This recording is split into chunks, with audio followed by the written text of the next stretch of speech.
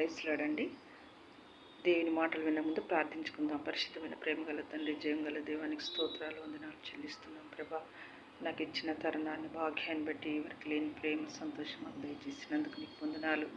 మా కొరకు శిలువపై రక్తం ఖర్చు చనిపోయి తిరిగి లేచిన దేవానికి వందనాలు. నాకు ఇచ్చిన కృప నాయన ధన్యతను బట్టి నీ పరిశుద్ధ నామమునకు స్తుతులు స్తోత్రం చెల్లిస్తూ యేసే ఘనమైన నామమున ప్రార్థించి వేడుకుంటున్నాం తండ్రి.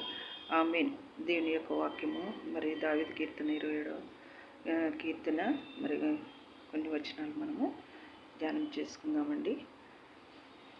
మరి అక్కడ దేవుని యొక్క వాక్యంలో ఏముందంటే, యెహోవా నాకు వెలుగును రక్షకుడై ఉన్నాడు, నేను ఎవరికి భయపడుదును, నా ప్రాణ దుర్గమా నేను ఎవరికి వెరుతునని ఉంది. యెహోవా నాకు వెలుగును, ఆయన మరి దావీదు ఇక్కడ అడుగుచున్నాడు, దేవుడు నాకు వెలుగు అయినాడు, రక్షకుడై ఉన్నాడు, నేను ఎవరికి భయపడదును, నా ప్రాణ దుర్గమా నేను ఎవరికి వెరుతునని మరి వాక్యంలో చెప్పబడిందండి. మరి యేసే మరి దావీదు మరి అడుగుచున్నాడు, దేవుని సన్నిధిలో నాకు వెలుగును రక్షకుడై ఉన్నాడని అడుగుచున్నాడు. వెలుగు అంటే అక్కడ ఏమని ఉందంటే సమృద్ధి.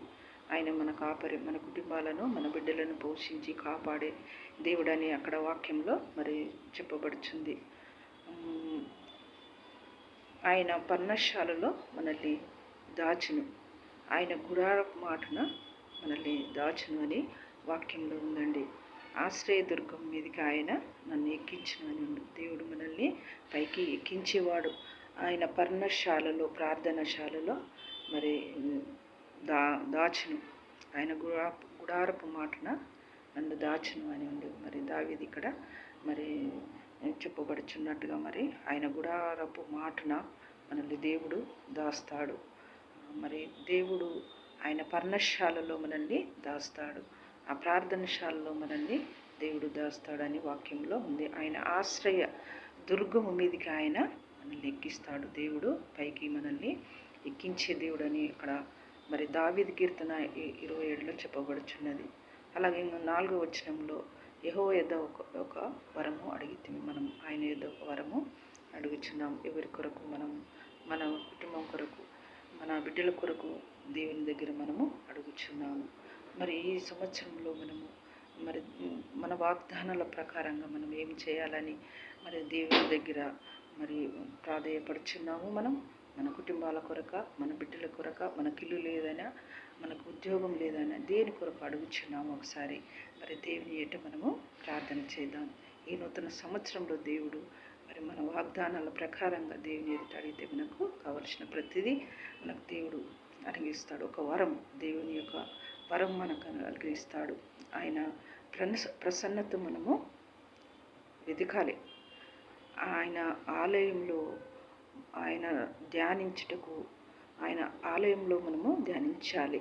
నా జీవిత కాలం అంతయు ఆయన మరి ఎదుట నివసింపగోరాలి. మరి ఆయన సన్నిధిలోనే మనము నివసింపగోరాలి. మనము ఆయన సన్నిధిలో ఉండాలి. ఆయన సన్నిధిలో మనము ప్రార్థన చేయాలి. ఆయన సన్నిధిలో మనము ధ్యానించాలి. ఆయన కొరకు మనము ప్రార్థన చేయాలని మరి దేవుని వాక్యంలో అక్కడ చెప్పబడుతుంది. అదేవిధంగా ఇంకో మాట కూడా మనము జ్ఞాపకం చేసుకుందామండి. 115వ దావీదు కీర్తన మరి 13, 14. పిన్నలేమి పెద్దలేమి మరి వారి దేవుడు మనల్ని ఆశీర్వదిస్తాడు.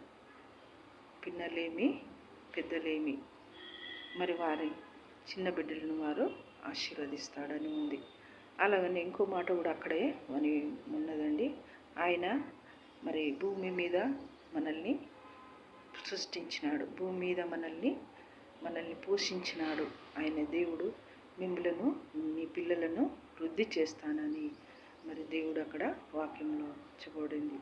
మరి దేవుడు మనల్ని పోషిస్తాడు, దేవుడు మనల్ని చిన్న బిడ్డలను వృద్ధిపరుస్తాడని వాక్యంలో ఉంది. మరి ఇశ్రాయేలును ఆశీర్వదించే దేవుడు, ఆయన ఆరోను వంశస్థులను మరి ఆశీర్వదిస్తాడని దేవుని యొక్క వాక్యంలో మనము గమనిస్తున్నామండి. దేవుని వందనాలు. అలాగనే మరి 33వ దావీదు కీర్తనలు కూడా 13, 14 వచనంలో మనము గమనిస్తున్నాం. ఆకాశంలో నుండి ఆయన చూచుచున్నాడు, ఆకాశంలో నుండి చూచుచున్నాడు. మరి తానున్న నివాస స్థలంలో భూలోకం అందరినీ, నరులందరినీ ఆయన చూచుచున్నాడు. ఆయన క్రియలను బట్టి విచారించుచున్నాడు. వారిని పోషించుచున్నాడు. దేవుడు మనల్ని పోషించుచున్నాడు. ఆయన మనల్ని విచారించే దేవుడు. ఆకాశంలో ఉన్న మరి భూలోకంలో ఉన్న నివాసులందరినీ కూడా ఆయన కనిపెట్టుచున్నాడని వాక్యంలో మనం గమనిస్తున్నామండి. దేవునికి వందనాలు. మన హృదయాలను ఏకరీతిగా నిర్మించినాడు దేవుడు. దేవునికి వందనాలు. కొద్ది మాటలు చెప్పుచు నేను ముగిస్తాను.